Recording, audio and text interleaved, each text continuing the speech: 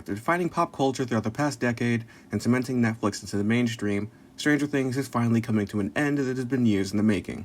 There's been ups, downs, and rock bottom, but the series has managed to stick around in the cultural zeitgeist as the flagship series. But out of all the TV shows that came and went in the 2010s, why did this one grab people's attention? If you've seen the show, you probably have a good idea as to why, but for those of you who've been living under a rock, this video is for you.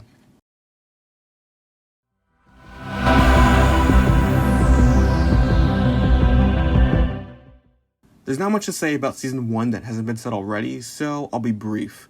This is a perfect season of television, plain and simple. The Duffer Bros don't waste a second of the serialized sci-fi 80s homage and wring out as much value and drama as they can from a fairly large cast of incredibly fleshed out characters, which is further accentuated by the sheer talent oozing from its young cast, and older acting veterans. Now, is there stuff to be nitpicked? Absolutely. The teenage side story about hunting the Demogorgon feels more like a tangent than an active plotline, even though it does teach us the mechanics of how the monster and the Upside Down works. Speaking of lore, it's not really made clear how the gates are supposed to work in practice. Why does their compass draw them to this one and not any of the other gates? Why doesn't Barb's attack leave behind a water gate in Steve's pool? Did it pop up and disappear like the other gates? Another thing that isn't given an explanation? Again, these nitpicks are purely a thought exercise, and worst case scenario would amount to Season 1 receiving a 9.5 out of 10. Needless to say, it's not hard to see what people were captivated by this rocking season of television.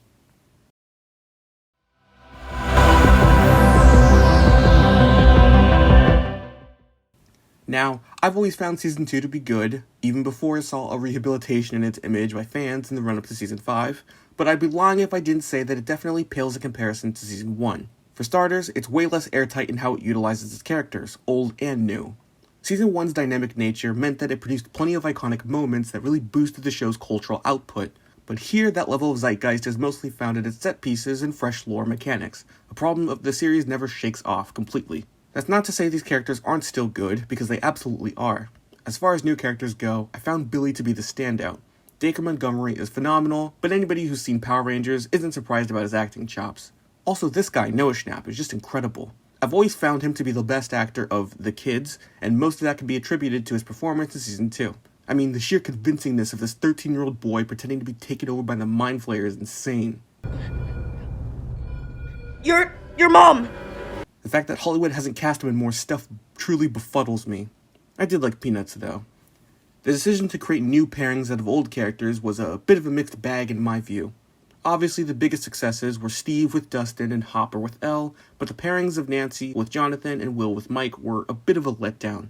Both felt like failed attempts at recreating the magic of Season 1, Mike being the anchor of someone connected to upside-down shenanigans, while Nancy and Jonathan go on yet another side quest. Murray does help to breathe some levity into the latter storyline, though. I really like this scene. Also, I have no idea why people hated the Lost Sister episode.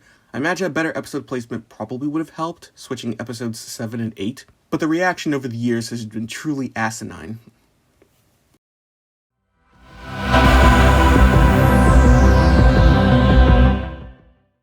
Okay, I know this video is about the power of Zeitgeist, but I do have to dip into talking about writing, at least for this season. Ironically enough, Season 3 is a major step up from 2 as far as cultural output goes. Scoops Ahoy and Starcourt Mall are certainly contributing factors to this trend, but this season is rife with some of the show's most popular, well-known character moments. However, this boost in visibility gets soured by the fact that this is the most inconsistent season of Stranger Things by far. It really feels like a TV show. Obviously, it's always been a TV series, but if the first 2 seasons can be seen as one long movie, Season 3 is one of those sitcoms where the actors have started directing episodes. The main cast of kids have been stripped of their complexity, all for the purpose of going through milquetoast adolescent drama. I mean, Lucas having beef with Eleven in Season 1 was handled with far more maturity than Mike and Elle's breakup in Season 3. I dump your ass. Ugh. Also, we get more repeat character arcs this season, all of which pale in comparison to the sources they're mining from. Hopper is made to go through his Season 2 arc of becoming a father again, except here it's far less compelling and sees no resolution since he dies. Steve and Dustin are paired up again, and while it's the least offensive entry due to the new characters, Robin and Erica, being positive additions for the most part, it doesn't really teach us anything new about their friendship. Not to mention the Russian mall stuff does not jive with the overall tone of the series.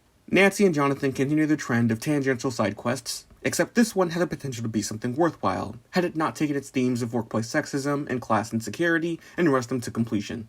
Oh yeah, and Billy gets a redemption arc, despite his characterization in Season 2 not lending itself to any sort of redeeming. It's actually kind of funny watching both seasons back to back. Season 2 Billy is characterized as an antagonistic racist who harbors a deep hatred of everything and everyone around him. But then Season 3 rolls around, and suddenly there's a Billy who tries to keep Mrs. Wheeler out of harm's way and saves Elle from the Mind Flayer.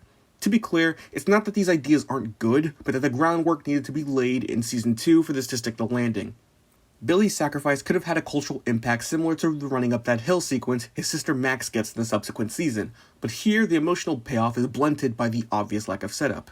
It's not my business to tell anyone how to do their job, especially uber-talented people like the Duffer Brochachos, but I think the fix here would have been to continue Season 2's trend of infusing the series with new character dynamics. Heck, fans seem to love Elle with Max and Hopper with Joyce, even if I wasn't completely sold on these pairings. Why not continue that trend with other characters like Will with Lucas or Mike with Jonathan? I was tempted to skip the Upside Down entirely, since this section is already running kind of long, but there is one thing I found interesting. Now, the crux of the shenanigans with the Mind Flayer this season have to do with the piece of it that was discarded from Will in Season 2. You would think this means he's going to play an important role in taking it down, but aside from these shots of him getting goosebumps, Will is largely treated as an afterthought throughout the season. Some of this is intentional, as he's grappling with feelings of otherness tied to the abrupt loss of his childhood, but given that the Mind Flayer is the catalyst for said loss in the first place, wouldn't it have made more sense for the narrative to center him as the emotional focal point? Instead, both Will and the Upside Down are relegated to being footnotes, a solid metaphor for where the show is at in the cultural zeitgeist. Style is driving the car, while substance is forced to call shotgun.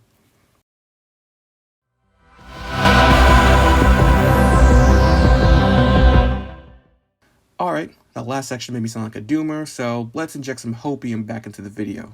Going into Season 4 back in 2022, I remember feeling a little on edge that the season would further exacerbate the trend of Stranger Things exhausting its cultural currency within pop culture. I was wrong. Very, very wrong. Instead, we're treated to a season that goes back to the roots of what made the show beloved in the first place, from big things like Dungeons & Dragons and Hawkins Lab to little things like Eleven's shaved head and finding gates with a compass.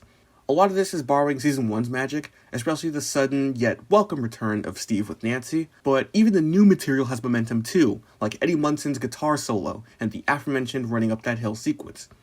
None of this really holds a candle to Mike walking off the quarry for Dustin, followed by Eleven saving them in Season 1, but this is the first time since Season 1 that the show's cultural output is related to story and not set pieces or lore mechanics. Substance has finally taken control of the wheel, but the car really only gains speed once Vecna is brought into the picture. Jamie Bauer gives a generational performance as the first human bad guy of the Upside Down, a world that the Duffer Broistas are finally beginning to unpeel. That's not to say lore should take precedent over story, if anything it's better the other way around, but given where we're at in the story, it only makes sense for us to center the Upside Down and tie it to a human variable, an opportunity that was missed in prior seasons. And no, I don't count Billy and the Flayed in Season 3. The adventures in California are a little too fragmented for my personal liking, but the Russia stuff has noticeably improved, though this can mostly be attributed to Hopper and Dimitri. Road bumps aside, this is an incredibly solid addition to the show's overall ethos and its ever-expanding scope, which should alleviate any concerns for the final season. But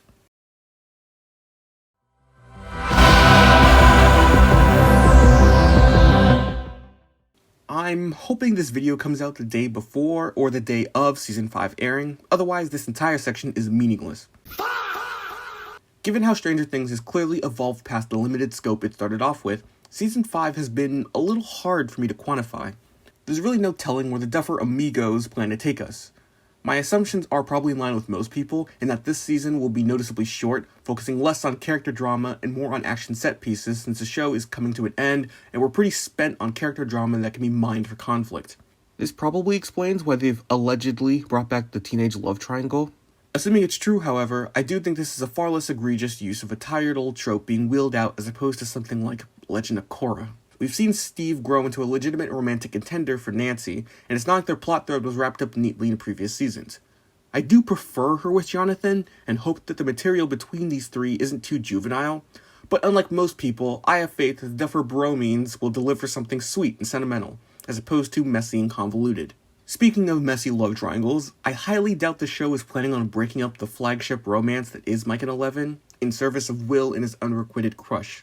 I am curious as to how the season will tackle Will's sexuality though, especially since he wasn't written as being gay in the first 2 seasons. Oh my god, bro. Oh, hell no, man. What the fuck, man? I expect many of you will hear that and disagree vehemently, leaving comments pointing out Joyce mentioning Lonnie's use of the F slur to Hopper in season 1.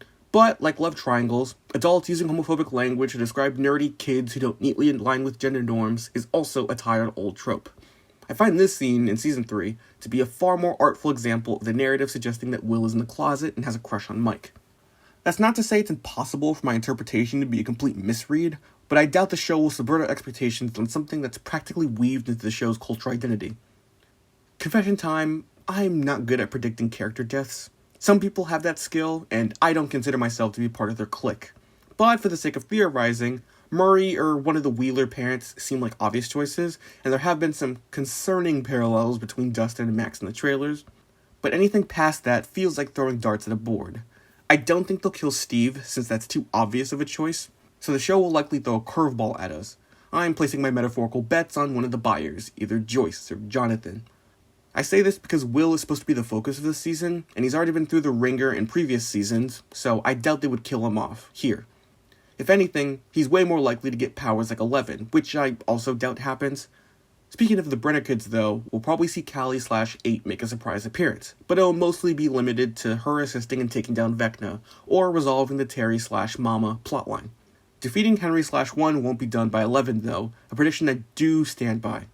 We saw them fight in season 4, and Elle already unlocked the mindset she needed to level up her powers, relying on love instead of hate. It's very much in line with the show's overarching theme, and it's a full circle moment from season 2, all thanks to the Lost Sister episode everyone hated. Maybe this time Will the Wise launches a fireball or something, and takes down Vecna like a wizard. Honest to God, I have no idea what to expect from season 5.